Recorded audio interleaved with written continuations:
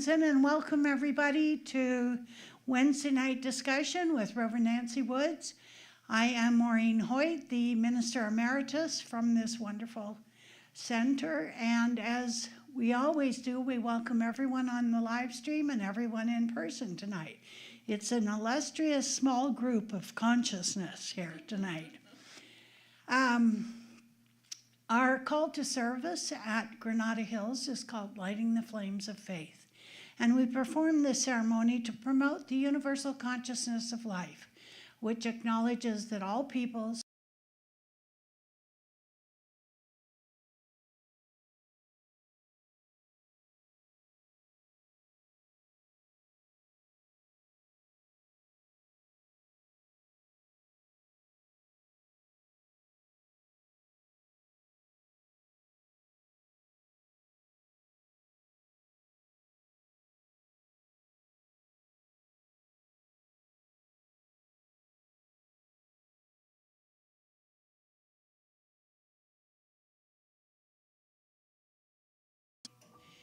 We light the third candle for Hinduism, honoring the path of knowledge, action, and devotion.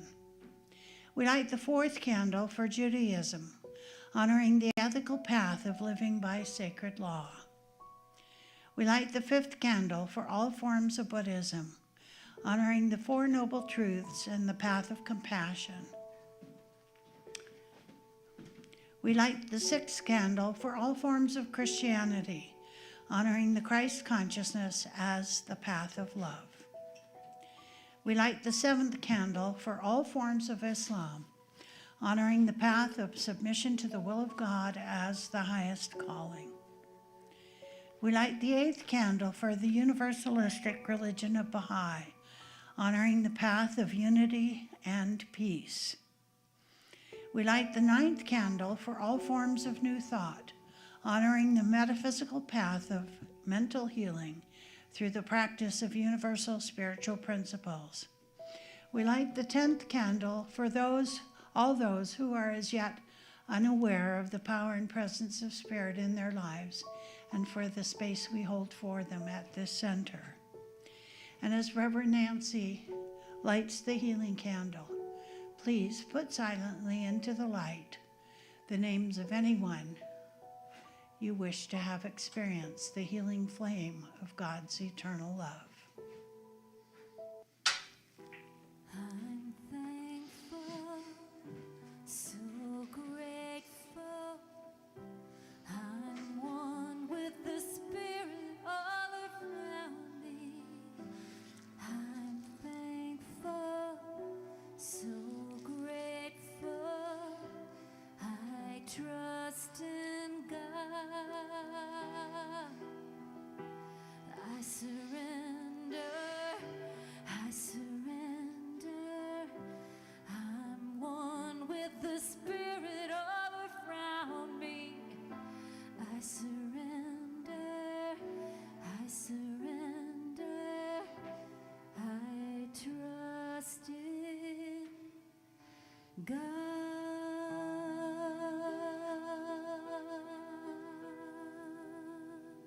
So we do trust this divine presence. We trust that the infinite intelligence of the universe has guided and directed each one of us here. We recognize that it is our inner guidance, our inner awareness, our understanding of the truth of our being. As we gather here to explore these ideas and awarenesses, we open ourselves to whatever unfolds, knowing that each individual has their own path to walk. And as we lovingly step into this opportunity to discuss, to explore, and to examine our understanding, we willingly let it guide us and bring forth anything that we need to learn, to bring forth in a greater way, any aspect. And so with that in mind and the understanding that the divine intelligence is actually guiding each and every one of us at all times, we allow ourselves to express with gratitude to know that that understanding is what we are reaching for, what we are willing to be and willing to express. And together we welcome this opportunity and this awareness as we say together. And so it is. Oh, thank you. So thank you for joining Reverend Maureen and I. I invited some friends. I'm hoping that they have joined us from out of the state tonight. I've invited them to participate. So, but the announcement is that this center is always open and ready to help and lift anyone up, and we have practitioners available online, and you can always find one on our website, CSLGH.org. You come on Sunday, you can get a 2-month tune-up with any practitioners that are available. On Thursday at 11:30, we have Nancy Schreiber giving us an opportunity to learn, move the chi around in our body with our Qigong classes, and it starts at 11:30. And we invite anyone that wants to join us to come. Wednesday, June the 18th at 7 p.m. June the 11th at 7 p.m. we have a Taze service. And if you like to center yourself in spirit with a group and kind of join in that energy, come and join us for our Taze service facilitated by Catherine Hack, a religious science practitioner, as she takes us into that wonderful experience. Wednesday, June the 18th, we are going to have a Juneteenth Freedom Day celebration. And we are asking all to come out and join us as we put on this program on the 18th. And it's quite a few of us that are participating in the spoken word, song, poetry, and more. So you will be fully entertained and fully informed about Juneteenth. So we welcome you to come out and join us on that night. Also, we are once again starting to share our wealth with non-perishable donations. So we have a box in our Sparks Hall, and if you have something that you want to give or you want to add to that box, please make sure they are of current expiration date for the food pantry. So we thank you for assisting us with that. And so now, Maureen will take us into our sharing. Yes, I will, as soon as I clear the tickle from my throat here. Okay, one of the things that Nancy announced, the Juneteenth celebration is on the 18th, and so we're moving the Tibetan bowls to the 25th. So this is the only Wednesday night discussion group that we will have this month. We will resume this same theme on the first Wednesday of next month. There are all kinds of changes going on because Reverend Nancy is out and about for much of July and August, so we're kind of playing a game here of tic-tac-toe. And so we'll figure that out. But I will be here on the first Wednesday of July, and I will enlist the support of somebody else to try and fill Nancy's shoes for that night.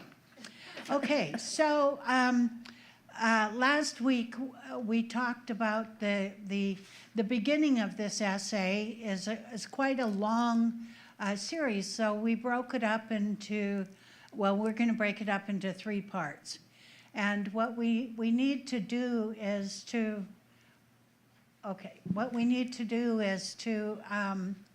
make sure that since there are a few of us tonight, we will read a paragraph each, and then Reverend Nancy will read a paragraph, and I'll read a paragraph, and we'll go around and we'll get it all read for tonight. So, in my other pocket here, I have glasses. So what I will do is I'll start, then Nancy, so we'll end with us too, when we and go around to Bonnie and Jen and Rosalie and Terry. We're going to start here. I'm gonna start here. What? Oh, we're you're, just teasing okay, each other. okay.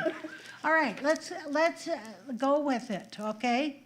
The first paragraph, the mind which we use is the mind which I use. It is the mind which everyone uses. It is the mind of God. And because the mind of God is a complete unity, remember we talked about that last week. If we still have some of those handouts, we could give one to Terry too, by the way. The mind of God is a complete unity. There is no duality in the mind of God. There's not a God for good and a God for evil. It is omnipresent. It is everywhere present. Therefore, the mind which we use and which is our mind now is the mind of God in us. The mind is in all people, envelops all, and is at the center of everything. This is why it is that when we know the truth at the center of our own being, we know it within the only mind there is. That's heavy stuff. Take it, Nancy. This is why we are told to let that mind be in us, which was in Christ Jesus. The mind which you possess at this time, at this moment, is the mind which we possess at this moment is the mind which Jesus used to demonstrate the Christ principle. He must have realized God as the center of his being. It is a realization of this mind of God at the center of our being, which gives power to our word. Okay. Since the mind within you is the mind of God, and since the mind of God has been in all people, it follows that the intelligence within you understands what the great of the earth have been talking about. You already have within you an understanding and comprehending mind. The mind of God has no problems, no difficulties, and is never confused. When you know that the mind within you is God and cannot be confused, then your intellect becomes clarified. This mind, which is God, permeates every atom of your being. It is the governing principle in every organ of your body. It is the principle of perfection within you. Your thoughts is the activity of the principle. The principle is perfect, complete, and limitless, but your thought circumscribes its action and cause the very mind of freedom to create conditions which you call bondage. We're going to talk about that a little bit more in depth later, yes. As you teach your intellect to believe in the free calculation of spirit, circulation of spirit through you, your thought becomes the law of elimination to congestion. It purifies stagnation. Your consciousness of the divine presence within you, like light, dissipates the darkness. This is the eternal and true self at the center of your being. It is the mind of God manifesting itself in you as you. This you, which it manifests, is not separate from itself, but is itself. This invisible presence is the cause of your personality and the light shining through.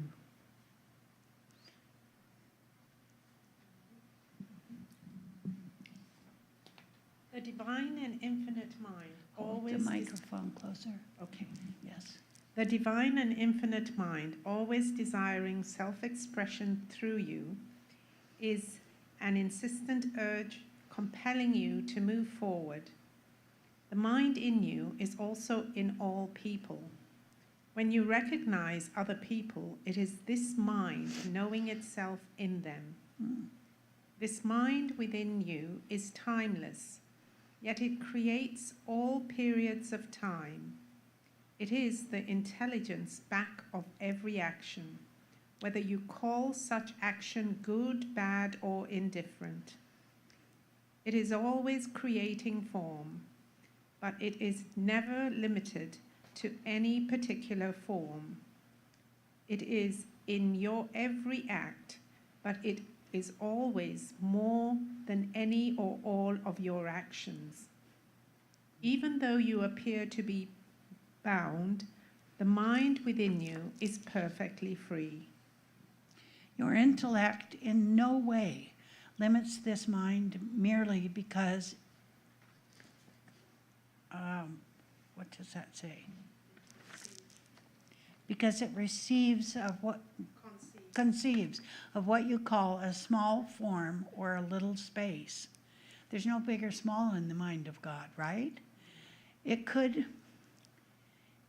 just as easily conceive of what you call a larger form or a bigger space. Your intellect is doing the best it can with the mind within you. It reflects its mind, but not completely. As an apostle said, now we see through a glass darkly. The full glory of your Christ consciousness does not yet appear at the surface. Only a dim shadow or a faint echo of it appears. Therefore, you are the eternal mind, not caught in time, but manifesting itself through time. We are not merely a shadow of this mind. We are the substance of it.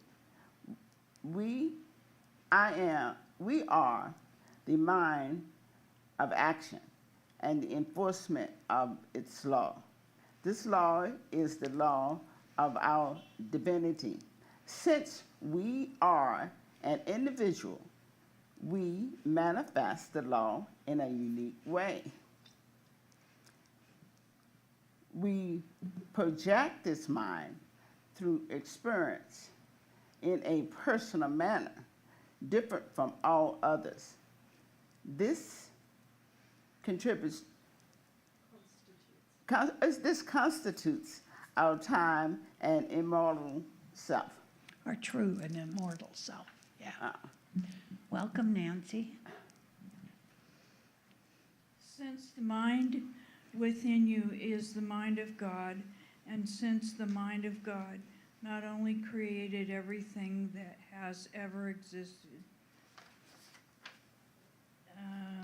I don't know what that word is, but will create everything that is ever going to be. You already have within you the ability to project new ideas, new thoughts, new inventions. Therefore, whatsoever ideas you desire, when you pray, when you listen to this inner mind, know that you are going to receive these ideas, for you are dealing with that mind which is is conceiver of all ideas. When you call upon this mind for an answer to your problems, it at once knows the answer because there is no problem to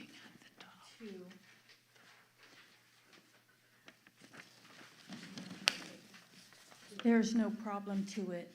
In this way, the answer to every problem already is in the mind which you process. Beloved, now are we the sons of God. Okay, that's the end of this one. We won't continue any further with it. Welcome, Nancy. Welcome, Rosalie. Welcome, Terry. Terry's visiting us from Australia.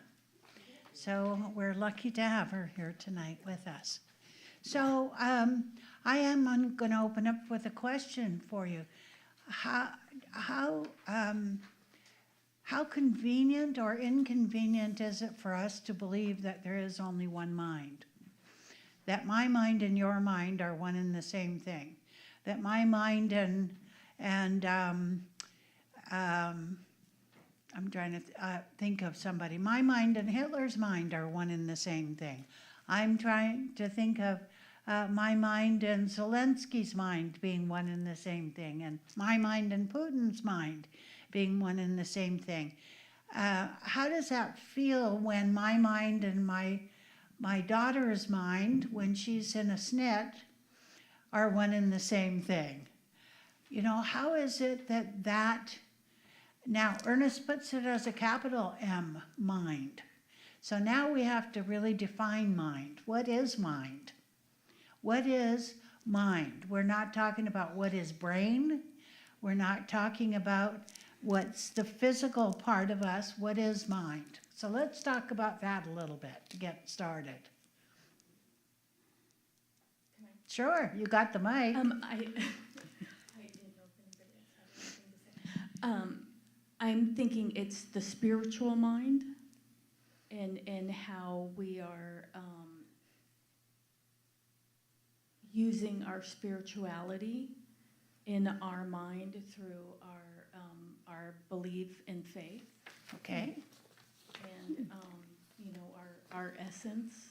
Okay. And, you know, the way we think and you know, with our positive thinking. And that's the mind that I think he's talking about. Yeah. Because everybody has their own individual brain. Yes, yes. However, have you noticed, maybe I'm the only one who notices this, that many people use mind and brain interchangeably? Yeah, I have noticed that. Yeah. And it's become common usage. But mind with a capital M is exactly what you just said. Anybody else have input on that? Rosalie, yes? Well, I've Put it a little closer. I've been thinking of mind in relationship to something else. I know this sounds maybe not true for some people, but if we think of mind, it's the same like water. The water is everywhere present. And some people drink this water or that water, and that water over there is hot, or this one is cold, and it's really different. But it's the same water. It can be everywhere, but it's used differently and practiced differently, and it just gives a different vibration. If it's a river, if it's an ocean, it's really different. Okay, interesting, something to think about. Terry? I always, sometimes I think of, you know, we have our lower self and higher self. And the way I think of is the higher self is when we elevate ourselves to our spiritual level. And we can tap into that one mind, as it were, the universal mind. And I feel that my understanding is that you really have to work on yourself. You have to meditate. You have to also believe. There's a belief as well as trust And in that elevating yourself to that, depending on your level of consciousness, that's what you get out of it. So speaking in the second person, I would presume that I'm listening to you, so I have to do all of these things that you just said. So for the benefit of this Wednesday night group, as much as possible, use the first person. Okay. Because here's what's interesting about using the first person is that, especially having to do with the emotions, we take responsibility for our emotional experience. We take responsibility for our physical experience. And by talking in the second person, you don't take responsibility for your spiritual experience. So all three are connected. So if you're in first year class with me, as Reverend Nancy has observed, from the get-go, I say if you're going to talk about yourself, you cannot talk in the second person, because I don't have to listen because you're talking to Nancy. You know, you're not really talking to me. So thank you. Thank you for helping, for being on the hot seat and help. Do you want to try and say what you just said in I? Maybe, yeah. That would be lovely. Thank you, Nancy. Thanks, Nancy. Might not. Well, I guess I personally take when I feel I'm connected to source, as it were, there's a knowingness that I have anyway, and I have to really, as it were, quiet myself, elevate my consciousness, and tap into that. And I can know when I'm in that flow, because there's a lot of synchronicity in everything that I'm doing, and it just flows so easily. Yeah, that's wonderful. Yes. The interesting part of it is, for so long, a person who spoke in the first person was deemed to be egotistical. And that's not what we're talking about. We're not talking about the ego here, the I am. You know, when I put something in, I never put I am in front of anything that I don't want to experience, right? I am tired. Well, guess what? You get more tired. I feel weary. Feeling weary and feeling tired have a beginning and an end. I keep talking about this ad nauseum, I know. And being tired is a lifetime experience. My mother was a good example of it. She was constantly tired her whole life. And that was her excuse for not participating in a lot of things. The other thing that I want to mention here is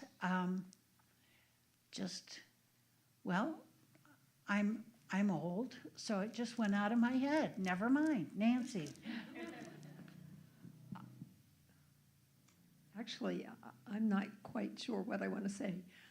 I think I understand what you're saying about Hitler, Yes. but it's also true of Mother Teresa, and Yes. you know that we are all of one mind. And I think in a way that's an important point for me, because we are all connected. And I really understand what you're saying, Terry, about when I feel connected, really connected to source, to divine presence, eternal loving presence. Hello. Things do flow for me, and yet I want to have maybe just compassion for Hitler's, for Putin, and I want to, because they're a part of me, if it's all one mind, and I guess that's all I have to say. Nice. Reverend Nancy. Yeah, I was thinking why compassion? But that's the thought that just went through my head. You know what? Have you ever considered it? I know y'all have heard this, where you say the fish is in the water. He doesn't know that he's in the water. The bird's in the air. He doesn't know he's in the air. But and man is in mind. He doesn't know that that's his existence, that it's all around him. It's the mind of being. Humankind. Humankind. Yeah. Yeah.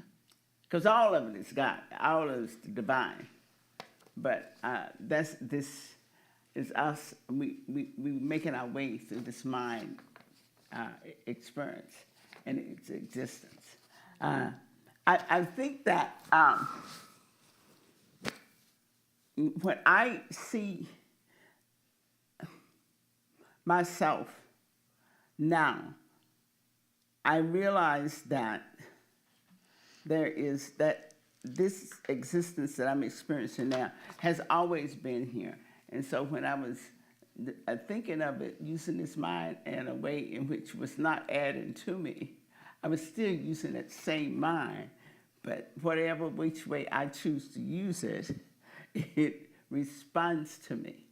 And so now I'm realizing that this mind that I'm experiencing is one that has gotten my whole beingness.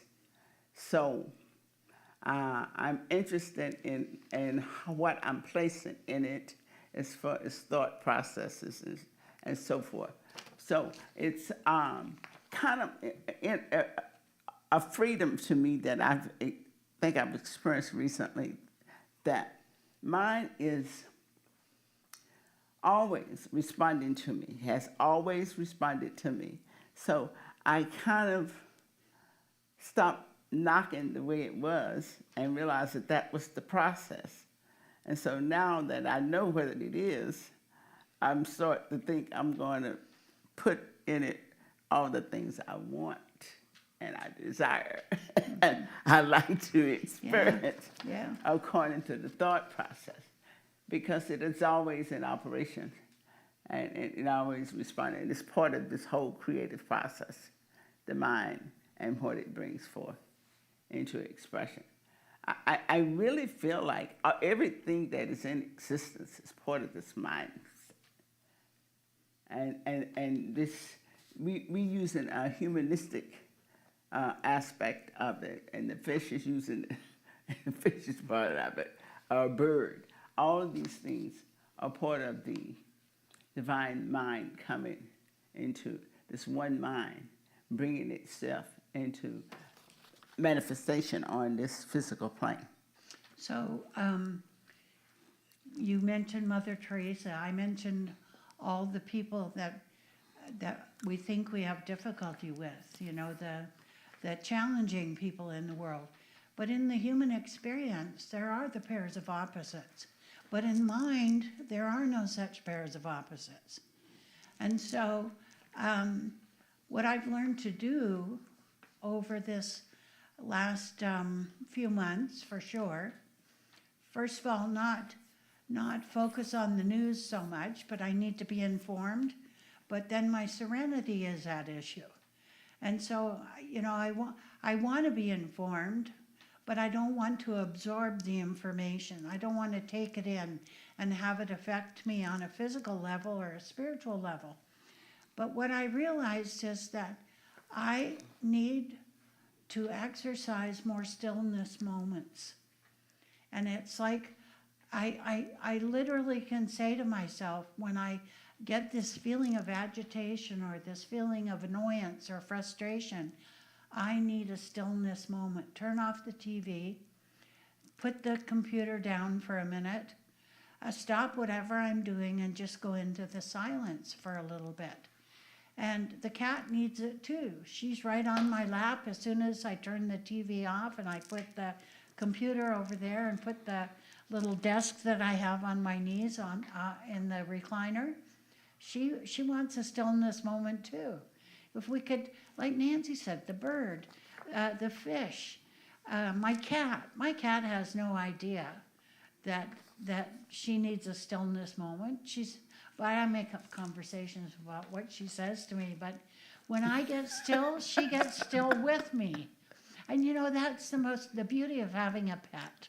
A fish doesn't do that very well, nor does a bird. But the thing about the fish, you know, looking for the water. You know, we're humans looking for spirituality. And again, the spirituality is within us. That one mind is the power and presence of spirit that's identifying itself by means of us. This is what it is. And when we're frustrated or angry or feeling miserable, we're in bondage. The freedom that our spirituality gives us is kaput, at least, you know, for a small period of time. But the lows get higher, shorter duration and less frequency. When we do our meditation, we do our prayer work, and we even do qigong or yoga or whatever. It takes us away for a few minutes from the outside world, and we go within and we find the answers to the questions that are coming up. So, Reverend Nancy, you had a thought earlier about something, throwing forgiveness into the mix.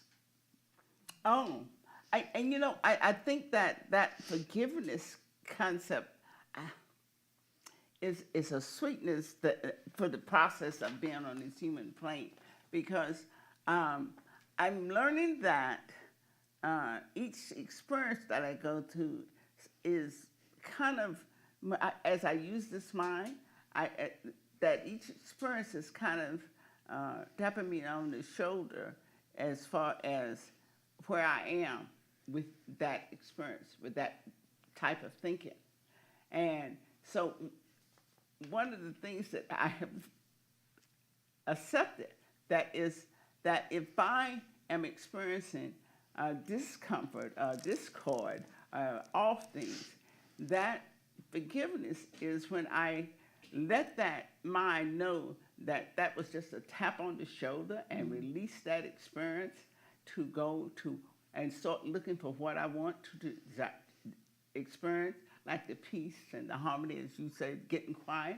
So the forgiveness is actually a process of that mind in which you start thinking of taking your mind off the past and release it, and let that which felt like it was out of alignment go, and look for what it has offered you to know or to embrace.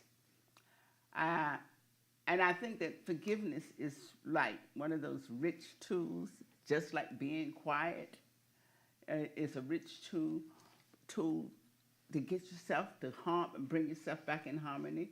Forgiveness is what helps you let go of what you have gone through. So it's self-forgiveness. Yes, Oh, and yeah. I want to talk to that a little bit. About 3 years ago, I edited a book by my friend Doris Hoffman, who is a staff minister at the San Jose CSL. David Bruner was still there at the time, and she invited me to be the editor for her book, and I sent it to a publisher, someone I know, and he did not respond to this. I thought it was front runner forgiveness in a way that every one of us here can understand, because you just said the first thing we have to do is forgive ourselves for indiscretions. We have to forgive ourselves for being harsh. We have to forgive ourselves for any time we've stepped away, we feel hurt or we feel angry or whatever. And Doris Hoffman wrote this book on self-forgiveness. And it's a workbook, and it is one of the most amazing pieces. Finally, I get a phone call from the publisher, and he says to me, "Why didn't you tell me this was fabulous?" Well, I sent it to him with the idea that he would read it and find out it was fabulous on his own. But I didn't take the next step and encourage him to read it. But he finally did. It has been one of the biggest selling books of this publishing company over the last 3 years. And Doris wrote it largely because she needed to hear what she had to say. Yeah. It's basically a self-forgiveness. I will send you the link. I'll send all of you the link to it, okay? It's on Amazon right now. Yeah. Now, one of the things though that I heard, that self-forgiveness. I think that everything is always self-forgiveness. Yeah. Because forgiving somebody else is really not what this is about. Forgiving what you are feeling and understanding about that situation is self-forgiveness. And every forgiveness is about, because whatever that person is doing, they're going on and living their lives. The consciousness that we are experiencing is carrying the issue. Yeah. So we forgive ourselves for carrying that issue. And I think that's one of the beauties of what is it? That Ho'oponopono philosophy. Yeah. We forgiving ourselves. Everything is about forgiveness. A lot of times people hold on to things because they are thinking, as the person said to me, that person does not deserve forgiving. Wait a minute. And I said, whoa. Because if you saying that, that means you said, I'm going to hang on to some thinking that is going to take you out of alignment with your spirit. So Nancy, the turn of phrase that he has here on this page 119, right in the middle, he says, the full glory of our Christ consciousness does not yet appear at the surface. Only a dim shadow or a faint echo of it appears. You know, sometimes we don't know that what we have to do is forgive ourselves. You know, somebody might be kind enough to point that out to us, that we have to forgive ourselves. Fred Luskin, who was a professor at Stanford University, quite a few years ago, he wrote a book called Forgive for Good, and it was an assignment, if you will, because he's a psychologist as well. And what he wrote about was the power of forgiveness for ourselves. Forgive for good. And he came here to Granada Hills, and he was supposed to do a whole evening here at Granada Hills. Well, 13 people showed up. So we moved into the classroom, we turned off the TV, we turned off the microphones, and Fred is like 6 feet 4 inches tall, and he sat there with his legs crossed, and like he was just sitting there chatting with us. It was like a what do you call them? A fireplace, fireside chat, you know, kind of thing. And the thing I remembered most about it was that when he said at the end, the reason I took on the job was because I had things that needed to be forgiven. And he said, mostly I had to start with myself. You know, and many of the books that are out there about forgiving, I'm forgiving Nancy for this, and I'm forgiving this Nancy for that, and I'm forgiving Bonnie for this, you know, whatever. Wait a minute. The forgiveness thing, Bonnie's out there somewhere dancing. She doesn't care about what I think or what I did, you know. And when I saw Buddy Hackett on the Johnny Carson show, he said, well, Johnny Carson asked him, don't you ever hold a grudge because people betrayed you? And he said, no. He said, I can't do that because the other person's out there dancing somewhere, you know, and I'm still feeling bad about it. You know, so this is an effort on our behalf to really embrace this idea of the Christ consciousness. Not the Jesus consciousness, but the Christ consciousness. Christos, the Greek for Christ, is the anointed one. We are all anointed ones. Nancy, you have something. I happened to be reading, and I recommended it Nancy recommended to me The Forgiveness by Gerald Jampolsky. Whatever.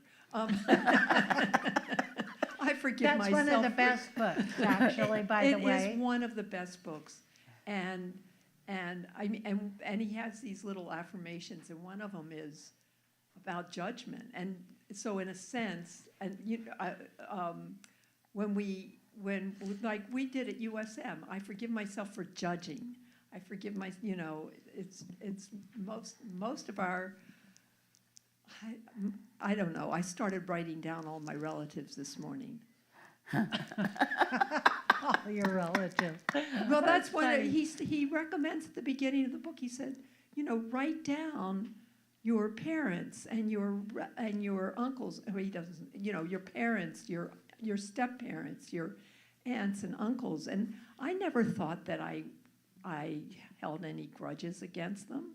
But don't you realize, Nancy, that the past is for information only? It's not for you to bring up all the stuff. Well, I having to do with know, that. but yesterday, so what the subtitle of the book is, it's first forgiveness, and the subtitle is The Greatest Healer yes. of All. That's what Fred Luskin got. And I mean, yesterday I was really feeling at sea. I wasn't feeling great, and I had not started the book, and I was lying down on the couch, and my knee was really hurting. I was lying down on the couch, and I just started reading this book, and when I got up, my knee wasn't hurting anymore.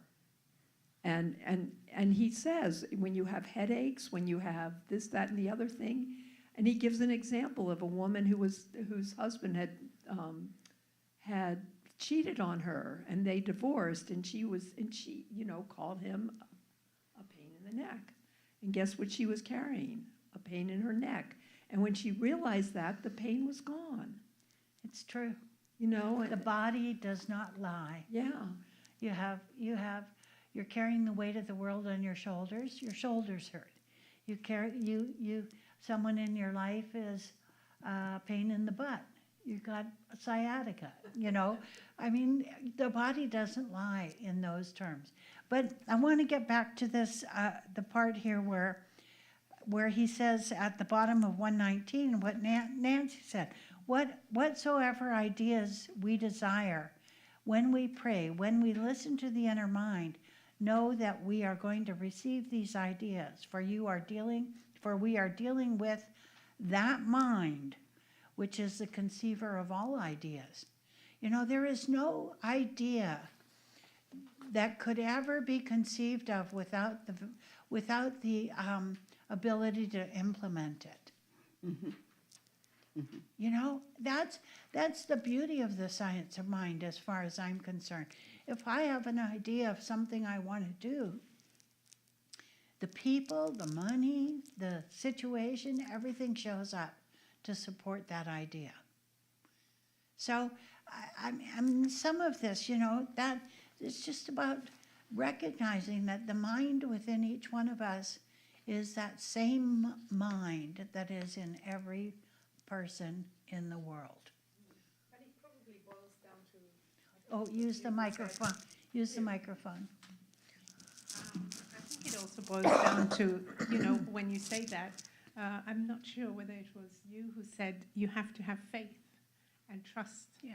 So those two are important, so that you can, with that faith and trust, then as the ideas flow, I can at least, I just put one step forward, as it were, and just know that everything, the synchronicity, the people, all the right things will will fall into place. Yes, and the whole idea is to be present and just not go too much into the future, just be present and deal with what's happening. It's the action journey too. So Nancy talked about Ho'oponopono a little bit ago. That everybody just does the forgive me, I love you, thank you, blah, blah, blah. But the whole prayer is, please forgive me for whatever it is in me that has created this in you. And that's a tough row to hoe for some people. That I get to be responsible for my part in whatever issue comes up for me where forgiveness needs to be identified, if you will. And please forgive me for whatever it is in me that has created this in you. Now, you don't say that to anybody. You say that to yourself. And as Ihaleakala Yulen proved with the prisoners who were contained to cells because it was a prison of, what do they call it? Criminally insane people, he did the 80 people that were in this prison, he did this prayer for all of these people in prison. And within a year, those men were playing ball on the outside of their cells. They were engaging in eating meals together. Nobody killed anybody because the forgiveness prayer that he did for them created the space for them to have at least some modicum of life outside their cell. And some of them had been in their cells for upwards of 12 years, 15 years. And so they were able to, it changed everything. Place almost empty. Yes, yes, yes. Yeah. Okay, so Nancy, we have. Oh my God. I know. It's time, you guys. Any last thoughts? Anybody here? Anybody have anything about their mind that they're thinking of? Jenny? Good. It's great. Buddy, you have anything? No, I am so new to this that, you know, everything, I'm learning. Yes, Learning, yes. Everything I hear, I'm taking it all in. So let me just suggest something. In September, we'll be starting first year classes. And the first year classes are the place where you come in as a kindergartner and leave as a person ready for college. Oh, they're already doing that. Yeah, She's been in all the classes. Yeah. So I think just reiterating everything that we've talked about on Wednesday nights, and then what you learned in the spiritual mind treatment class. I mean, being in class, I remember every student who was in my first year class. Are you teaching the first year class? I don't know yet. I haven't been asked to teach anything yet, but we have practitioners who may be teaching class. We have Reverend Nancy, Reverend Kathy, Reverend Susie. We'll see what happens. By the way, There's one going to be in September. Living. Oh, by the way, anybody who's online for the first time watching this, these essays come from Living the Science of Mind by Ernest Holmes. They're a collection of essays that were from talks that he gave. Some of them are short, where you can watch. This book is so valuable because you get stuck somewhere, and you can read one at a time. Yes. Mm-hmm. Mm-hmm. So, I was thinking that one of the rich things about reading some of this material is that when you express, I don't know if you've noticed that, when you express yourself about these ideas about the mind and the spirit and the consciousness, you can almost hear where you need to do some more studying and research. Oh gosh, that's like, okay, the finger pointing out here, there's 4 pointing back. Yeah, you know. Well, a thumb too. That's why I feel that it's very rich sometimes to actually express it out loud. Because when I sit here and talk about it, or I hear about it, I never thought about that. Or I never, you know. So it is good sometimes to engage yourself in conversations about where your belief is and how you believe it. I think it I'm brings. sorry, I I mean- never thought about that. When I first started, I was like, well, that can't be true. You know, it's not that I never thought about it. Well, that can't be true. I used to get the instructor, my first science and mind teacher, would just, he would say, don't open your mouth. He knew I was going to say something that was going to set the class off on a tangent, you know. Oh, yeah, I listen, I remember first time I had all these examples of why it couldn't be true. But all these people done did these things that nah. But then again, you begin to put this to work after you clarify what you understand and put it to use it, and you begin to see it for yourself. So, and I'm inviting all of y'all to continue Yes. to explore these ideas, and all of those that are out there online, join us in some way so that you can express yourself. Yeah. Because I think that it's good to know clearly what you think and what you believe and what you understand about the spirit of life that you are expressing. I mean, you want to verbalize it, then you will realize, well, I don't quite get that point. Yeah. So I wanted to make sure we invite people to come. Yes, invite your friends to come with you. We're going to do this through the summer, but there are going to be some special activities through the summer. We're going to invite our friend Eddie Connor to come and do an evening with Eddie Connor. We might have to talk Renzen into, yes, don't we love Eddie? Have Renzen stay a little bit longer on a Wednesday night and compensate him accordingly when Eddie Connor comes, because there's always lots of questions at the end. Please have him after when And I'm he's here. funny, and you'll go home uplifted, and he's silly sometimes. Yeah, but he's very good. silly, but he's very good. And then we will do another concert with Alberto Del Pino. I know. I told Alberto last night, I was talking with him, and I said, you know, Nancy Woods is in love with you. And he said, well, I'm already taken, but she can love me. Yeah, oh, yeah, She can't I be in totally love with love me. his Reverend Nancy, beautiful do us a music. closing treatment. You only have 2 minutes and 30 seconds. Oh, okay. So go for it, okay? So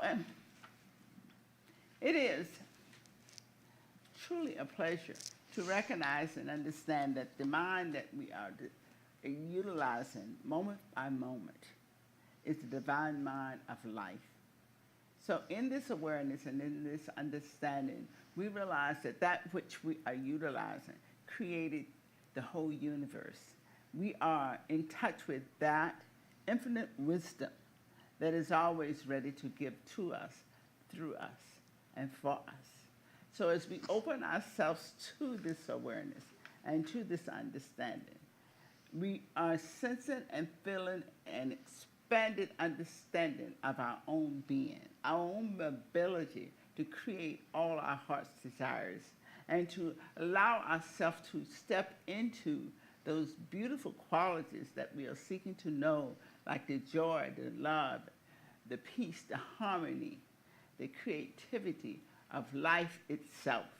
And so we are embracing the idea that we are truly spirit in manifestation. As we live it, we are being it. And together we let this be what we leave here with as our truth, as we say together. And so it is. Thanks, everybody, for being here. Thank you, everybody online. We appreciate you being here. Thank And you. put a little note in the comments if you have a moment. Thanks so much.